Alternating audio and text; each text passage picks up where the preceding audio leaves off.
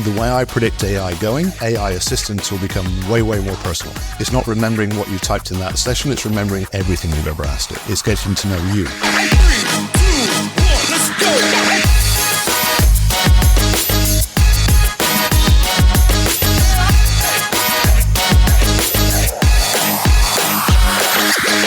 David, welcome to the Tenacious Teacher Podcast.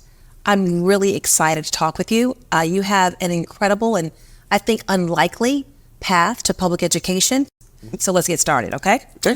First, why don't you tell me where you're from and how you ended up in the U.S.? Okay, so from the UK, from Bristol. When I was at school, we come from what is known as a low aspirational area. So not many people go to study post-16 or even post-18, and then even fewer go to university.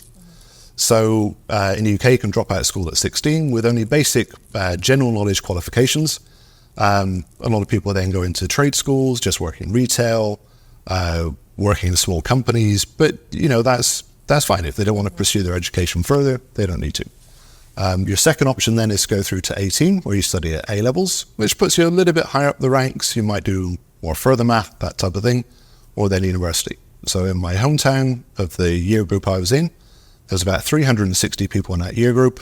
About 60 studied post-16 and about 15 studied at university. And so part of my general nerdistry was I always loved computing and studying that sort of things. And then I was fortunate enough to actually get offered a full scholarship and sponsorship by Hewlett-Packard. So not only did they pay my tuition fees, they actually paid me to go to university, started me with a company car. Okay, hold on. So I have to ask you, I just heard company car. Yeah. Not just a scholarship. That's something that, is not unheard of, obviously. But not too many freshmen. Yep. You were 18 years old? Would have been 19. 19 yes. years old. Start school with a company car. How does that happen? It was a very, very, very selective interview process. It was a 5-stage interview held over many, many different days. We had to IQ tests, logic tests, rational thinking tests, personality tests, interviews upon interviews, stressful situations. And again, there was hundreds and hundreds of people who applied. I had a fantastic teacher, this guy called Mr. Kozlowski, who was this giant of a guy who was a fantastic teacher. And he graded you on your work more based on what progress you made rather than specific mark schemes and going through. Growth, huh? And it was fantastic. So if you were asking a question, he would ask you questions sort of like, I don't know. Should we see? Give it a try, work it out. And that was basically this entire workshop, and I love that aspect of it. And for me in IT, I think that is a big thing because everything in IT is new. Everything is changing, everything is moving around. If you're not willing to learn, other people are not going to make it through. If you're constantly at the top of your game, if you're reading ahead, if you're looking at what markets are going to do, you listen to the news, you can see what's coming. And therefore, you should be preparing for that. So I want to get into that. I want to get into this concept and this imperative for teachers in any profession, but certainly in teachers, that you can't get stagnant. You can't sit in one place. You always have to be evolving. We'll get into that. Yep. But I still don't know how you ended up in the U.S. Okay, so once you've got your English teaching qualification, actually travel becomes quite easy. I was looking on the job market, and a job came up in Washington, D.C. If you work in STEM, D.C. is where it's at. D.C. is where you want to be. Wow. Because it's NASA, That's right. Amazon, it's all the big things. And as much as people talk about Silicon Valley, the D.C., Maryland, Virginia region. That's it. The DMV has got everything. All the cloud storage is over here. Everything is pioneering around this way, and everything is focused on DC. Lockheed, everything. Gotcha. I got it. Okay. So that's the place to be. And so that's how I ended up here. And then... shout out to Friendship's HR department, people department. That's very good. It's working. Exactly. Okay. That. Yeah. And so I came down. I did a tour. I did a tour around Friendship Tech Prep. Principal there on her tour took me to every single classroom and every single teacher and said, this is a teacher I bought from here. This is a teacher I've kept here. This is a teacher I've developed at this place. This is where they've come from. And that little family building seemed pretty awesome. Well, it is pretty awesome. Just a little bit about Friendship Tech Prep. I mean, these are all things that I'm sure attracted you to the school. I mean, it's last year they garnered a visit from the Prime Minister of the UK. Yep. Their students are winning science fairs, competing against both independent, public and public charter schools. They're patenting inventions. I mean, they're doing all of that. So, and they're a very close-knit community, and they really do believe in investing in their people. So I could see someone who loves STEM, but also loves people, would find themselves at Friendship Tech Prep. So you're in your first year at Tech Prep. You're a STEM instructor. How is it different from the other places you've been? One of the things which I found very different of our students, particularly at Tech Prep, from all of the students I've worked across all my different places, is those students with a genuine desire of like, what can you tell me? How can I get better? How can I use you to get ahead? And that's a great process to be in. Your grade levels, your 9th and 10th grade. What is it like introducing the principles of STEM, science, engineering, mathematics, technology? How does it work in 9th and 10th grade?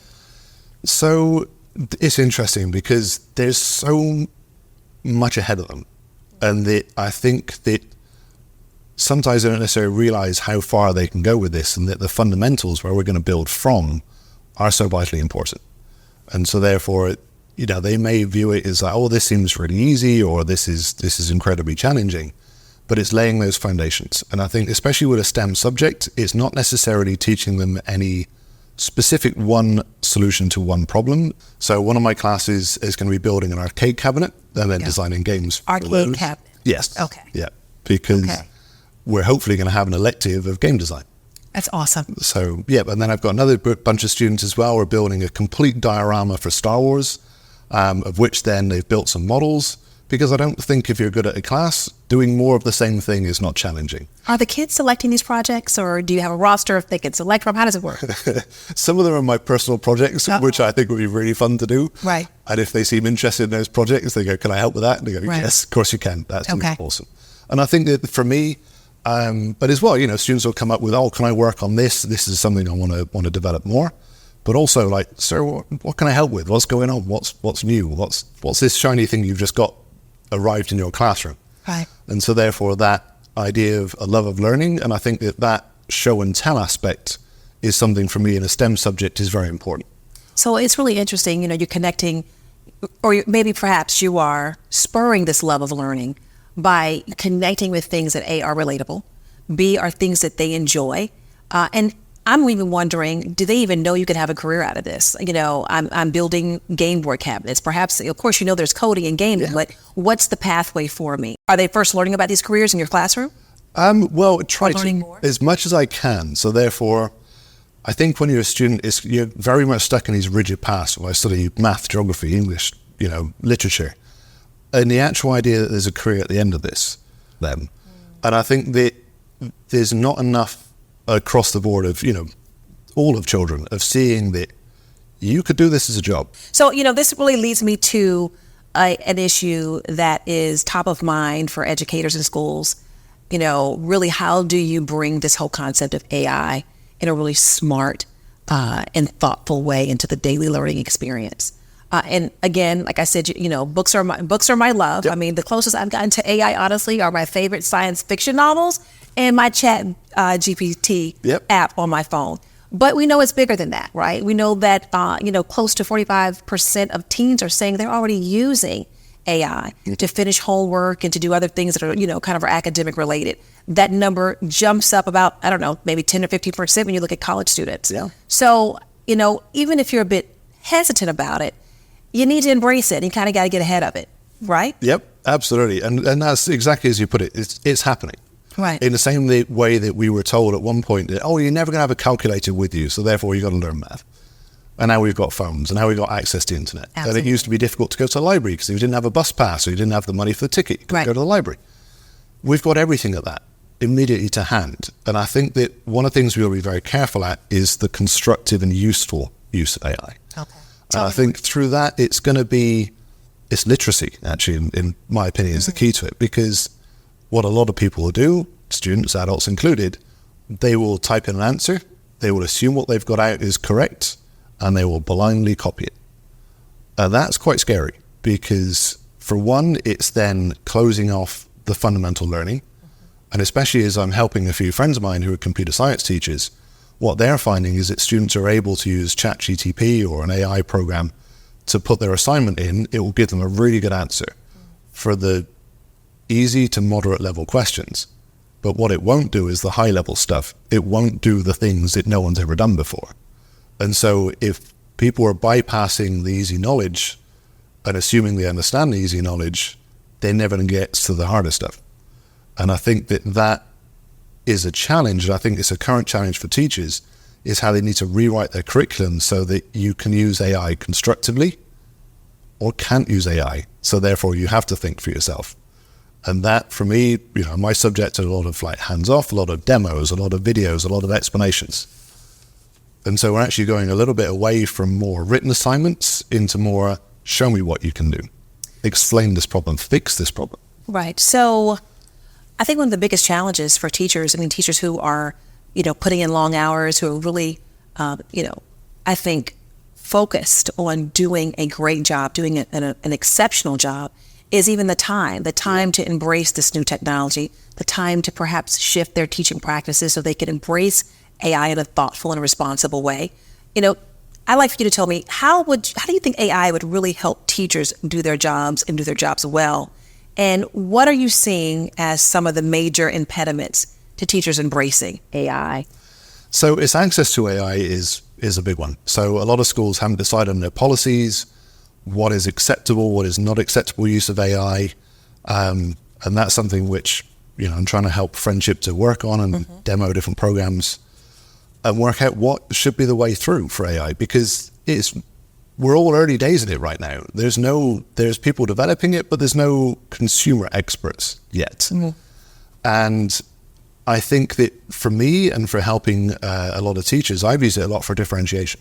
Okay. So, can you please rewrite this assignment at a middle school level? Could you please rewrite this assignment at a more challenging level? Can you please change these from closed questions to open-ended questions?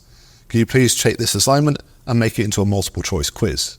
So therefore, my students are having the same access to the curriculum. They get the same support, we're getting the same learning outcomes, but they're being more supportive. So I'm working smarter by being able to then like have 4 or 5. Yeah, exactly that. Okay. And I think that the way I predict AI going is that our AI assistants will become way, way more personal. So therefore, it's not remembering what you typed in that session, it's remembering everything you've ever asked it. It's getting to know you. It's going to get to know how you work best, how your resources are there. And I think for me, that's the most exciting developments in AI that are to come, is how to support students and how to support people as an actual genuinely useful personal assistant. How have you seen teachers receive this? Some teachers may say, it's really hard for me to release the fact that I'm not guiding the entire lesson, right? I'm having to perhaps release some of that to, an AI program. Have you seen that in your practice? Absolutely. And it's difficult. And I think for certain subjects, it's harder than others. So in certain written subjects where it is actually pretty good to type in the answer and it will give you a very good answer out. And that's where students are going to struggle because they don't necessarily understand the answers.